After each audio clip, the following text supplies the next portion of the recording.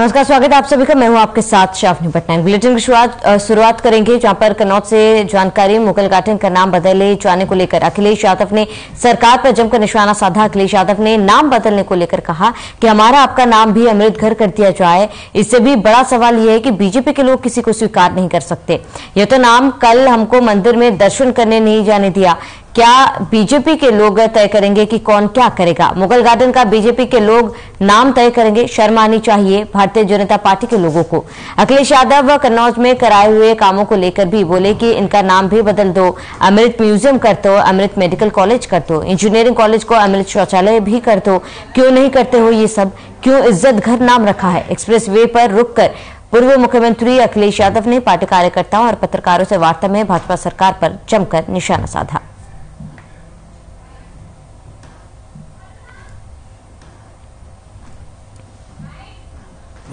किसी को स्वीकार नहीं कर सकते हैं। ये तो नाम है, कल हमें मंदिर नहीं दर्शन करने दिया। बताओ, ये बीजेपी के लोग तय करेंगे कि कौन क्या करेगा। मुगल गार्डन का बीजेपी तय करेगी। शर्म आनी चाहिए भारतीय जनता पार्टी के लोगों को जो अपना काम नहीं कर पा रहे हैं। ये कन्नौज बताओ, जितना काम आपको दिखाई दे रहा समाजवादी सरकार का है, हम तो कहते हैं इनका भी नाम बदल दो। अमृत म्यूजियम कर दो, अमृत मेडिकल कॉलेज कर दो, अमृत इंजीनियरिंग कॉलेज कर दो, अमृत शौचालय कर दो, अमृत सुसु घर कर दो। क्यों नहीं करते ये सब? क्यों इज्जत घर नाम रखा है? अमृत घर नाम रख देते उसका। ये भारतीय जनता पार्टी की सोची समझिए, जिससे आप महंगाई का सवाल ना पूछो, बेरोजगारी का सवाल ना पूछो, जो अन्याय हो रहा है उस पर आप बातचीत न करें। बताओ, बलवंत सिंह की आप मदद क्यों नहीं कर पाए? नाम बदलने पर अखिलेश यादव ने जमकर निशाना साधा और केंद्र सरकार पर जमकर भड़के हैं। उन्होंने कहा कि बाकी कन्नौज में जो काम समाजवादी पार्टी द्वारा किए गए उन सभी कामों का नाम क्यों नहीं बदल देते, लेकिन काम तो दिखे। इसके साथ ही उन्होंने कहा कि दूसरे अन्य मुद्दों से ध्यान भटकाने के लिए बीजेपी ऐसे हथकंडे अपना रही है। बीजेपी किसी को स्वीकार नहीं कर सकती।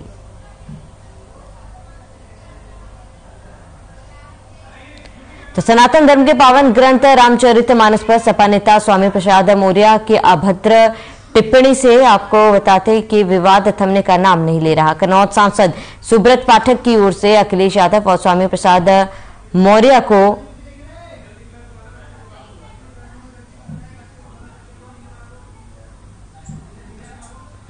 इस्लामी कट्टरपंथियों का एजेंट बताया है, साथ ही निंदा भी की है। सांसद ने कहा कि सामाजिक न्याय का मामला होता है, रामचरितमानस की प्रतियां जलाने पर विवादित बयान देने का काम नहीं करते। अपने कृत्यों से साफ साफ यह संदेश देने का काम कर रहे हैं, जिससे आने वाले चुनाव में इस्लामी कट्टरपंथियों के एजेंडे पर चलकर हिंदुओं के जातिगत समरसता एकता को खंडित करना चाहते हैं।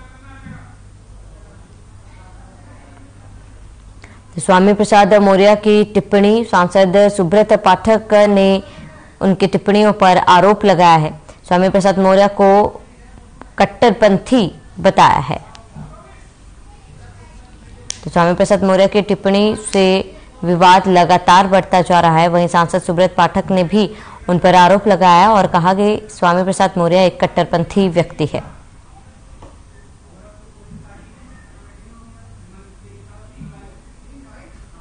धार्मिक अधिकार है, तो इस बात को कहते हैं। तो लिहाजा ये 2024 के चुनाव को लेकर इस्लामिक कट्टरपंथियों के साथ में अखिलेश यादव का समझौता हुआ है कि जिसको लेकर के हिंदुओं में जातिवाद की खाई को गहरा किया जाएगा, हिंदुओं में जातिवाद को बढ़ावा देकर उनका आपस में विभाजन किया जाएगा, जिससे सीधा सीधा इस्लामिक कट्टरपंथियों का लाभ होगा।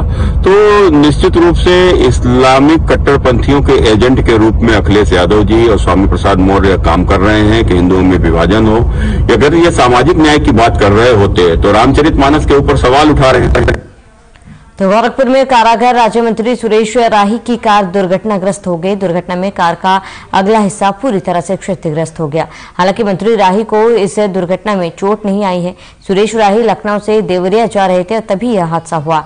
सज्जनवा के एसओ ने घटना की पुष्टि करते हुए बताया कि मंत्री सुरेश राही की कार ट्रैक्टर ट्रॉली टकरा गई थी, जिसमें कार के अगले हिस्से को नुकसान पहुंचा है। घटना की जानकारी मिलने पर पुलिस मौके पर पहुंची और इसके बाद एसओ ने अपनी गाड़ी से मंत्री को उनके गंतव्य तक पहुंचाया। यह दुर्घटना रविवार दोपहर 2 बजे के करीब हुई। तो सड़क हादसे में बाल बाल बचे सुरेश राही और ट्रैक्टर ट्रॉली से उनकी कार जा टकराई थी, जिसके बाद भीषण सड़क हादसा, हालांकि उनकी जान बाल बाल बची है। सूचना पर पुलिस मौके पर पहुंची और कार्रवाई में जुटी हुई है।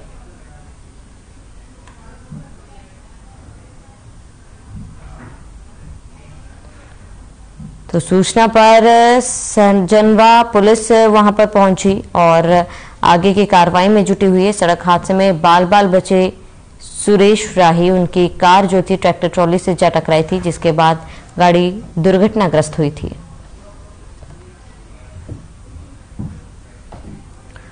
बताएं उससे बड़ी जानकारी, एमएलसी स्नातक चुनाव कल मतदान होना है। जनपद में 21 मतदान केंद्र पर 28 बूथ बनाए गए। मतदान केंद्रों पर पहुंची पोलिंग पार्टियां, कुल 14,748 मतदाता डालेंगे वोट। बरेली मुरादाबाद खंड का चुनाव हो रहा है। बड़ी जानकारी इस वक्त की बड़ी खबर, अहम जानकारी, मतदान को लेकर तमाम तैयारियां पूरी कर ली गई। एमएलसी स्नातक चुनाव कल मतदान होगा। जनपद में 21 मतदान केंद्र पर 28 बूथ बनाए जाएंगे। मतदान केंद्रों पर पोलिंग पार्टियां पहुंची है। कुल 14,748 मतदाता वोट डालेंगे। बरेली मुरादाबाद खंड में वोट डाला जाएगा। बड़ी जानकारी बताई उसे, एमएलसी स्नातक चुनाव कल मतदान होगा। जनपद में 21 मतदान केंद्र पर 28 बूथ। मतदान केंद्र पर पहुंची पोलिंग पार्टियां, बड़ी जानकारी, कुल 14,748 मतदाता वोट डालेंगे। बरेली मुरादाबाद खंड का चुनाव हो रहा है। तो बड़ी जानकारी, जनपद में 21 मतदान केंद्र पर 28 बूथ बनाए गए हैं। मतदान केंद्र पर पहुंची पोलिंग पार्टियां, कुल 14,748 बूथें बनाई गई है और सुरक्षा के भी कड़े इंतजाम कर लिए गए हैं। तो एमएलसी स्नातक चुनाव कल मतदान होना है। मतदान को लेकर सभी तैयारियां पूरी कर ली गई है।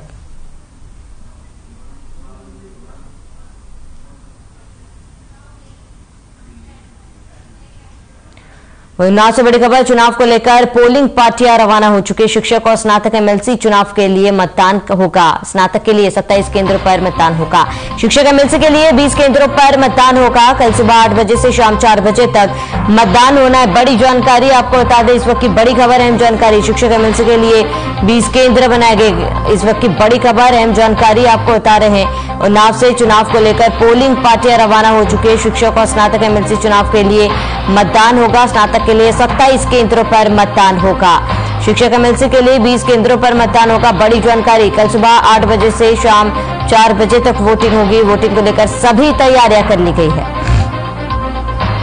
तो शिक्षक और स्नातक एमएलसी चुनाव के लिए मतदान, स्नातक के लिए 27 केंद्रों पर मतदान होगा। शिक्षक एमएलसी के लिए 20 केंद्रों पर होगा मतदान। बड़ी जानकारी, कल सुबह 8 बजे से मतदान होना है और चुनाव को लेकर पोलिंग पार्टियां रवाना हुई है। शिक्षक और स्नातक एमएलसी चुनाव के लिए मतदान होगा।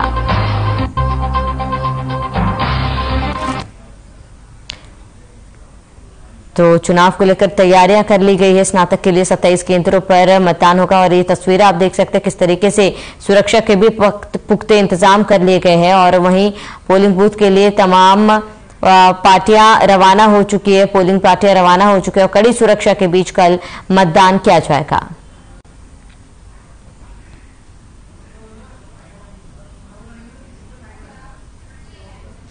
गोरखपुर के फैजाबाद खंड स्नातक चुनाव के लिए मतदान 30 जनवरी को सुबह 8 बजे से 4 बजे तक संपन्न होगा। 17 जिले के 24,08,000 मतदाता 24 प्रत्याशियों के भाग्य का फैसला करेंगे। गोरखपुर में 56 पोलिंग बूथ पर 4 लाख मतदाता प्रत्याशियों का भविष्य तय करेंगे, जिसको लेकर दीनदयाल उपाध्याय गोरखपुर विश्वविद्यालय के वाणिज्य विभाग में बने स्ट्रांग रूम से पोलिंग पार्टियां अपनी आवश्यक सामग्री लेकर रवाना हो रही है और साथ ही सुरक्षा के माकूल इंतजाम किए गए। उनके परियोजना निदेशक संपूर्ण जनपद को 10 जोन और 40 सेक्टर में बांटा गया। मतदान को सकुशल संपन्न कराने के लिए 10 CO, 57 sub inspector, 54 head constable, 253 constable, 33 महिला कांस्टेबल तथा 86 होमगार्ड की ड्यूटी लगाई गई है।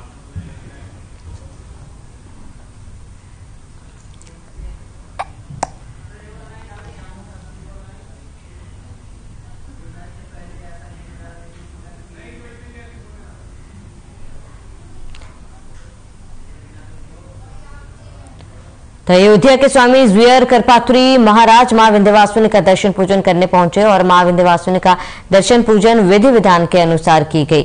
इसी दौरान मीडिया से मुखातिब होते हुए उन्होंने कहा कि मैं मुख्यमंत्री से निवेदन करूंगा और राष्ट्रपति को पत्र लिखूंगा कि मिर्जापुर का नाम बदलकर विंध्याचलपुरम कर देना चाहिए। जैसे इलाहाबाद का प्रयागराज किया गया वैसे ही मिर्जापुर को भी विंध्याचलपुरम करे। मुख्यमंत्री मेरे छोटे भाई की तरह है, मैं उन्हें व्यक्तिगत तौर पर भी कहूंगा। तो स्वामी ज्वियर करपात्री ने ये बात रखी है। ज्वियर करपात्री महाराज मिर्जापुर पहुंचे थे और मिर्जापुर का नाम बदलने को लेकर उन्होंने कहा कि जल्द ही वो मुख्यमंत्री से बात करेंगे और व्यक्तिगत तौर पर इस बात को उनके सामने रखेंगे।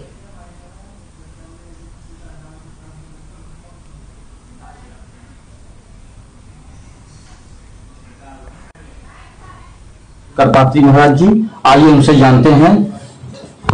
महाराज जी, ये जो स्वामी प्रसाद मौर्य ने रामायण पर जो टिप्पणी की है, इसके बारे में आप क्या कह रहे हैं? स्वामी प्रसाद मौर्य दिवालियापन है, यही बात तो भाजपा नहीं कर सकते थे, करना चाहिए था। मुझे तो कभी कोई शंका होता तो उनका डीएनए टेस्ट करा दिया जाए, क्या है क्या नहीं है। गोस्वामी तुलसीदास जी ने लिखा है कि गीध अधम खग आमिष भोगी पावा सो गति जही जांचत जोगी। एक गीध सड़ा गला मांस खाता था, उसको हमारे परमात्मा ने जो है उसको हमारे परमात्मा ने पुत्र का स्वभाव दिया। उनको परमात्मा ने अपनी गोद में उठा करके अब पिता कहा है। कोल किरात भिल्ल बनवासी मधु सुच सुंदर स्वाद सुधासी। 14 साल राम जन्म में जाकर के कोल किरात भिल्ल बनवासियों के जाकर के गुजारा है। सबरी के पहले मेरे परमात्मा ने कहा है ये स्वामी प्रसाद मौर्य का दिवालियापन है, क्या किया जाए। अब सबरी का तो आ चुका है, दिमागी तो खोखलापन हो गया है। अब रात में जो सपना दिखता है और सुबह छटपटाता है, उसके विषय में कुछ नहीं कहूंगा। हाँ, ये जीव स्वामी करपात्री में तपस्या का बल होगा, संतों में तपस्या बल होगा तो उसको उसका भुगतना पड़ेगा। अच्छा महाराज, ये मिर्जापुर का नाम विंध्याचल या मां विंध्यवासिनी के नाम पर रखा जाए। जैसे मेरे अपनी हाथे की इच्छा है कि जैसे फैजाबाद को अयोध्या कर दिया गया, इलाहाबाद को प्रयागराज कर दिया, वैसे मैं अपने मित्र जो भी अन्ना से व्यक्तिगत तौर से मिलूंगा भी पत्र लिखूंगा और कहूंगा कि जो है मिर्जापुर का नाम जो है मां विंध्यवासिनी के नाम से विंध्याचलपुरम रखा जाए। एक नाम होगा, एक अच्छा होगा। से भाई मेरा बहुत अच्छा काम कर रहा है, क्रेडिट बन रहा है। बहुत बहुत धन्यवाद मुख्यमंत्री को।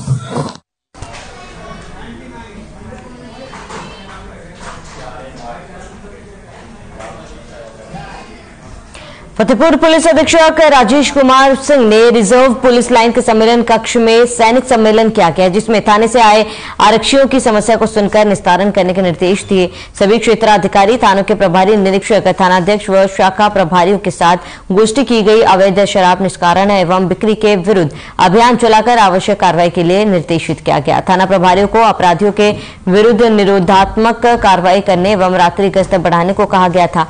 गोष्ठी में समस्त क्षेत्राधिकारीगण, प्रतिसार निरीक्षक के अतिरिक्त समस्त शाखाओं के प्रभारी मौजूद रहे। तो सैनिक सम्मेलन का आयोजन हुआ है, शाखा प्रभारियों के साथ गोष्ठी की गई और इसके साथ ही वहां पर मौजूद लोगों की समस्याएं सुनी। एसपी ने रात्रि गश्त बढ़ाने के भी निर्देश दिए हैं और समस्याओं का जल्द से जल्द निराकरण करने को लेकर भी आदेश एसपी द्वारा दिए गए थे। तो शाखा प्रभारियों के साथ गोष्ठी भी की है, जिसमें एसपी ने रात्रि गश्त बढ़ाने के निर्देश दिए।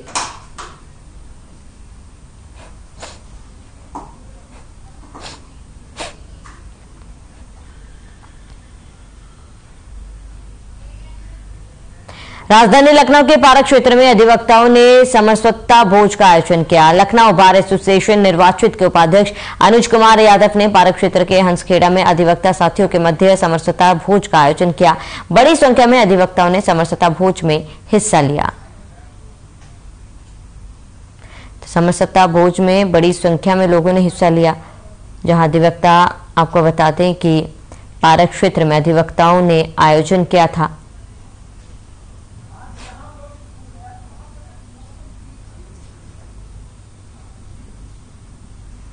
समरसत्ता भोज का आयोजन और जन कल्याण संघ खेड़ा परिक्षेत्र द्वारा किया गया है। ये हम लोग का बराबर चलता रहता है। अधिवक्ता समाज का एक सजग प्रहरी होता है और हम लोग एक ऐसा समाज बनाना चाहते हैं जो अच्छा संदेश दे, जिससे हम लोग समाज में बढ़िया काम करें। दरअसल संघ का गठन तो 2 साल पहले हुआ था और तब से ये संघ सक्रिय रूप से कार्य कर रहा है। मासिक बैठकें हो चुकी हैं। इसी क्रम में आज पहली भोज का अधिवक्ताओं का आयोजन किया गया है और इसको देखने का कोई नहीं है, सिर्फ अधिवक्ता भाइयों को एक जगह इकट्ठा होकर के आपस में परिचर्चा करने का है। बाकी ये सब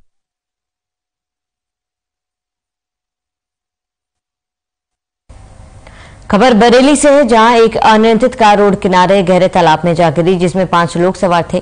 कार सवार लोग बदायूं से विशारतगंज अपने घर आ रहे थे। घटना की सूचना मिलते ही भमोरा पुलिस फोर्स के साथ घटनास्थल पर पहुंची और आनन फानन में एक पुरुष, 2 महिला और 2 बच्चों को सकुशल तालाब से बाहर निकाला।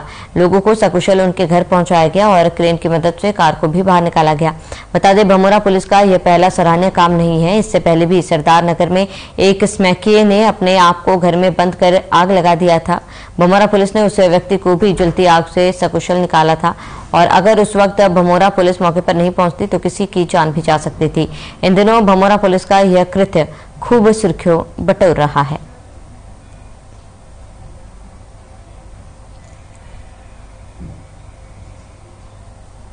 इस पूरे क्षेत्र भमोरा के ग्राम रामपुर बुजुर्ग में घने कोहरे के कारण एक कार में सवार लोग तालाब में गिर गए थे, जिसकी सूचना वनमंडल को प्राप्त हुई थी। वनमंडल के माध्यम से सूचना प्राप्त होने पर थाना भमोरा की पुलिस भी मौके पर पहुंची थी और सभी बच्चों सहित जो 5 लोग उस गाड़ी में सवार थे, सभी को उसमें सुरक्षित न केवल निकाला गया था और उनको बचा लिया गया।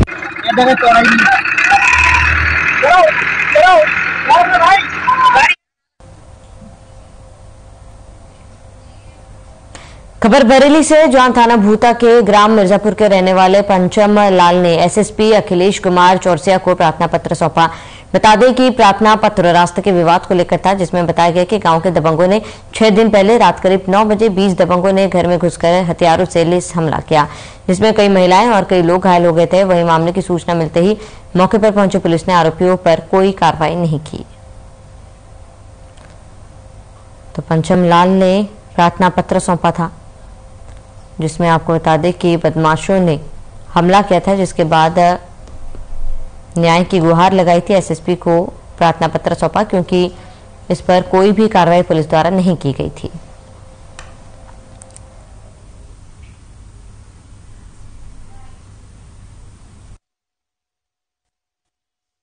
वीरपाल के लड़के थे।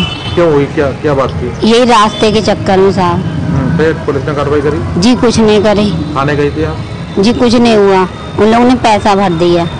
सर हमारे रास्ते का विवाद है, उनसे कोई हमारी बातचीत नहीं थी। वीरपाल, नीलू, मोहित, ये अमित, विशंबर और ये तेजपाल और रविंदर, ये सुरेंदर, मुनंदर, ये सब हमारे रात को घर में हम लोग सो रहे थे, सोते पे इन्होंने हमें हमला किया आके। सब लोगों को मारने में कोई कमी नहीं रखी। सर हमारी हालत देख रहे हो। मामला सर रात को सो रहे थे और ये रास्ते में हम जा रहे थे, रास्ते में सब जाके घर में सो गए थे। अब ये रात को आए थे साहब, घर में दबोच लिया, पकड़ लिया घर पे। घटना है ये रात 9 बजे की घटना है सर। तो सर अब मैंने कुछ बोला था, साहब क्यों मार रहे हो, कि तुम्हें जान से मार देंगे, तुम यहाँ रास्ते में निकल रहे हो, रास्ते में निकलने नहीं देंगे, घर में रहने नहीं देंगे। गाँव में तमंचा लेके आए थे, बंदूक लेके आए थे साहब, कांटा भाला भी लेके आए थे, लाठी डंडों से मारा साहब। देखो कैसे किस तरह से मारा।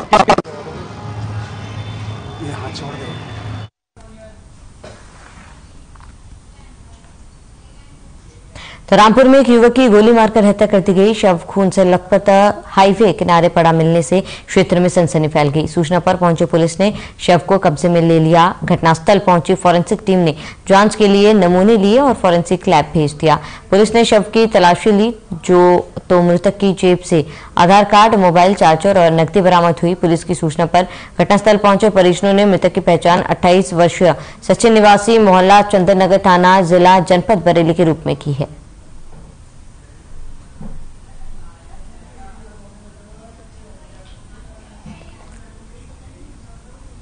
तो मौके पर पुलिस पहुंची पूरे मामले की छानबीन कर रही है, जहां आपको बता दें कि युवक की गोली मारकर हत्या कर दी गई थी और हाईवे किनारे युवक का शव पड़ा मिला था, जिसके बाद पुलिस अब पूरे मामले की कार्रवाई में जुटी हुई है।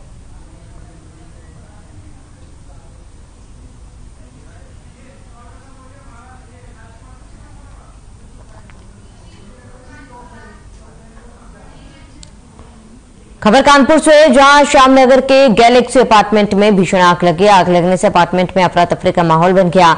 वहीं जब मामले की सूचना फायर ब्रिगेड को मिली तो मौके पर पहुंचे फायर ब्रिगेड की टीम ने कड़ी मशक्कत के बाद आग पर काबू पाया। तो गैलेक्सी अपार्टमेंट में भीषण आग लगी। आग लगने से अफरा तफरी का माहौल है। मौके पर फायर ब्रिगेड की टीम पहुंची है और आग पर काबू पाया गया। तो तस्वीरें दिखा रहे हैं जहां पर गैलेक्सी अपार्टमेंट में भीषण आग लग गई, जिसके बाद आग पर काबू पाया गया है।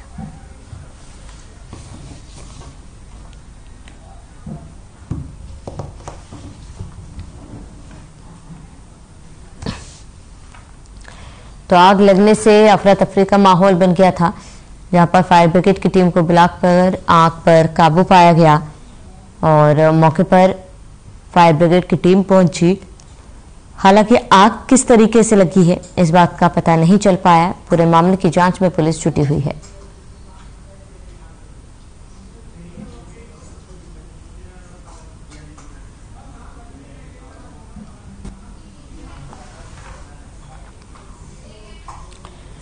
खबर फतेहपुर से है, जहां फ्लिपकार्ट कंपनी के कोरियर बॉय की सड़क हादसे में मौत हो गई, जिससे परिजनों में हड़कंप मच गया।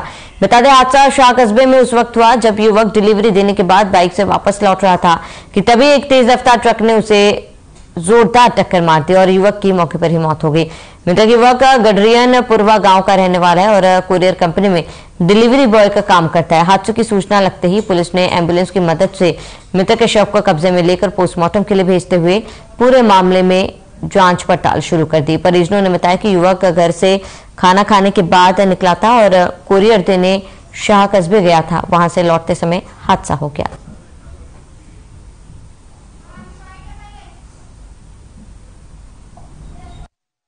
खाना खा के भी चला गया। सुबह 8 बजे के निकले हुए थे। 8 बजे गया ऑफिस से माल लोड कराया। माल लोड करा के बैग रखा, भाभी साथ खाना दो, खाना खाए इसके बाद निकल गया। अच्छा, आप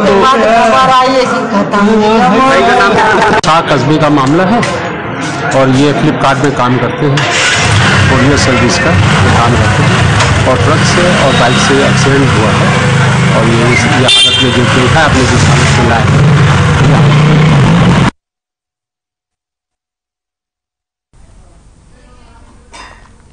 हमीरपुर जिले के NH 34 हाईवे पर मोदहा कोतवाली के नारायण गांव के एक तेज रफ्तार ट्रक ने सड़क पार कर रही बच्ची को रौंद दिया। हादसे में बच्ची की मौके पर ही दर्दनाक मौत हो गई। वहीं घटना से आक्रोशित स्थानीय लोगों ने हाईवे पर कई घंटों तक प्रदर्शन किया। एक्सीडेंट करने वाले ट्रक को स्थानीय लोगों ने कुछ दूर जाकर हाईवे पर पकड़ लिया और हादसे से हाईवे के दोनों ओर कई किलोमीटर लंबी वाहनों की लाइन लग गई। पुलिस ने बच्ची के शव को कब्जे में लेकर पोस्टमार्टम के लिए भेज दिया है। पुलिस पूरे मामले की जांच में जुटी है।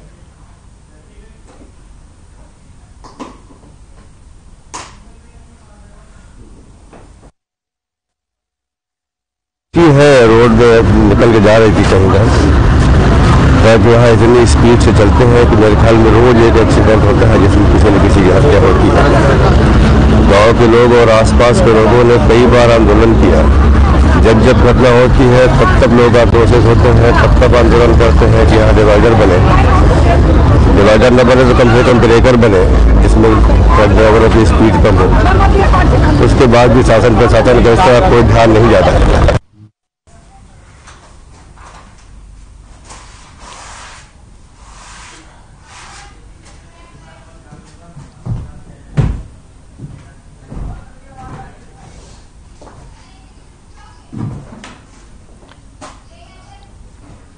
और चलिए इसी के साथ इस बुलेटिन में फिलहाल मेरे साथ इतने। देश और प्रदेश की तमाम बड़ी खबरों के लिए आप बने रहे हमारे साथ।